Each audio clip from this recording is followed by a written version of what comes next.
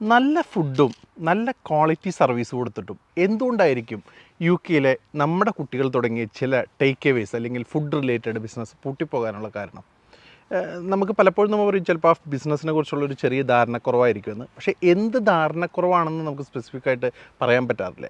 എനിക്ക് തോന്നിയിട്ടുള്ളത്, നമുക്ക് തുടങ്ങാനുള്ള ഒരു ചെറിയ ഫണ്ട് നമ്മുടെ കയ്യിലുണ്ടാവും, പക്ഷേ അത് നടത്തിക്കൊണ്ടു പോകാൻ എത്രയാണ് നമ്മുടെ ഓപ്പറേഷണൽ കോസ്റ്റ് എന്നതിനെക്കുറിച്ച് ഒരു ധാരണക്കുറവുണ്ടാവും. അത് നമ്മുടെ റെൻറ്റ് എത്രയായിരിക്കാം, നമ്മുടെ വേജ് എത്രയായിരിക്കാം, നമ്മുടെ ബിസിനസ് റൈറ്റ്സ് എത്രയായിരിക്കാം, നമ്മുടെ യൂട്ടിലിറ്റീസ് എത്രയായിരിക്കാം, അല്ലെങ്കിൽ നമ്മൾ ഏതെങ്കിലും ഒരു ഡെലിവറി സർവീസിനെ, ഏതെങ്കിലും ആപ്പിനെ നമ്മൾ ഡിപ്പെൻഡ് ചെയ്യുന്നുണ്ടെങ്കിൽ അവരുടെ കമ്മീഷൻ എത്രയായിരിക്കും. ഭയങ്കര ഇമ്പോർട്ടൻ്റ് ആണ്. കാരണം 10 മുതൽ 30% വരെയാണ് പോകുന്നത്. നമ്മുടെ പ്രോഫിറ്റാണ് അവിടെ പോകുന്നത്. അല്ലെങ്കിൽ നമ്മൾ ഏതെങ്കിലും ഒരു ആപ്പ് അല്ലെങ്കിൽ ഒരു മാനേജ്മെൻറ്റ് സിസ്റ്റം യൂസ് ചെയ്യുന്നുണ്ടെങ്കിൽ അതിൻ്റെ എക്സ്പെൻഡിച്ചർ എത്രയായിരിക്കും, മാർക്കറ്റിങ്ങിന് വരുന്ന എക്സ്പെൻഡിച്ചർ എത്രയായിരിക്കും. ഇനി 90,000 കഴിഞ്ഞാൽ നമ്മുടെ വാറ്റ് വരും. അപ്പോൾ ആ വാറ്റ് വന്നാൽ നമ്മുടെ പ്രോഫിറ്റ് എത്ര കുറയും എന്നുള്ള കാര്യങ്ങളെക്കുറിച്ചുള്ള ഒരു മുൻ ധാരണയില്ലാത്തതിൻ്റെ ഭാഗമായിട്ടാണ് പലപ്പോഴും ഇത്തരം ബിസിനസ്സുകൾ പൂട്ടിപ്പോകുന്നതെന്ന് എനിക്ക് തോന്നിയിട്ടുണ്ട്.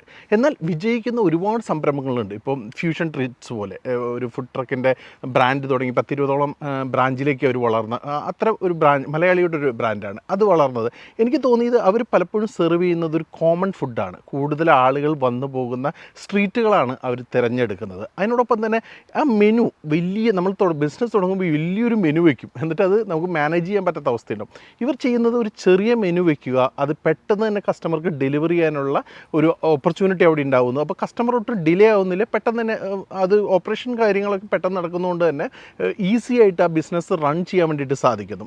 ഇത്തരം ചില കാര്യങ്ങൾ നമ്മൾ കൃത്യമായി മനസ്സിലാക്കി, അതുപോലെ തന്നെ എന്താണ് ഇവിടുത്തെ സ്റ്റാർ റേറ്റിംഗ്, എന്താണ് ഫുഡ് ഹൈജീൻ, എന്താണ്, ഇത്തരം കാര്യങ്ങൾ കറക്റ്റായിട്ട് മനസ്സിലാക്കി കുറച്ച് കാലമെങ്കിലും ബിസിനസ്സിനകത്ത് ലോസ് ഉണ്ടെങ്കിലും ബിസിനസ് റൺ ചെയ്യാനുള്ള ഒരു ഫണ്ട് റൂൾ ചെയ്യാനുള്ള ഒരു കപ്പാസിറ്റി നമുക്കുണ്ടെങ്കിൽ മാത്രമാണ് നമ്മൾ ഈ ഫുഡ് റിലേറ്റഡ് ഇൻഡസ്ട്രിയിൽ ബിസിനസ് ചെയ്യുന്നത് നല്ലതായിരിക്കും എന്ന് എനിക്ക് തോന്നുന്നു. അല്ലെങ്കിൽ തുടങ്ങുന്ന അതേ വേഗത്തിൽ തന്നെ പിടിച്ചു നിൽക്കാൻ പറ്റാതെ പൊട്ടിപ്പോകുന്നൊരവസ്ഥ കോമണായി കാണുന്നതുകൊണ്ടാണ് നമ്മൾ പറയുന്നത്. അപ്പോൾ തുടങ്ങിയതിന് ശേഷം ഒരുപാട് നമ്മൾ ഇത്തരം കാര്യങ്ങൾ ആലോചിച്ച് ബുദ്ധിമുട്ടും കാട്ടി നല്ലത് തുടങ്ങുന്നതിന് മുമ്പ് ഇത്തരം ഫുഡ് ബിസിനസ് നടത്തുന്ന ആളുകളെ വിസിറ്റ് ചെയ്യുകയും എന്തൊക്കെയാണ് അവരിൽ നിന്ന് നമുക്ക് മനസ്സിലാക്കാൻ കഴിയുന്ന നല്ല പോയിൻറ്റ്സ് എന്ന് മനസ്സിലാക്കിയതിന് ശേഷം നമ്മളൊരു ബിസിനസ് തുടങ്ങുകയാണെങ്കിൽ, അത്ര ഒരു വിസിറ്റ് നടത്തിയതിന് ശേഷം ബിസിനസ് തുടങ്ങുകയാണെങ്കിൽ തീർച്ചയായിട്ടും അത് നമുക്ക് ഈസി ആയിട്ട് സക്സസ് ആക്കാൻ വേണ്ടി പറ്റും. ഇതെൻ്റെ ഒരു ഒപ്പീനിയൻ മാത്രമാണ്.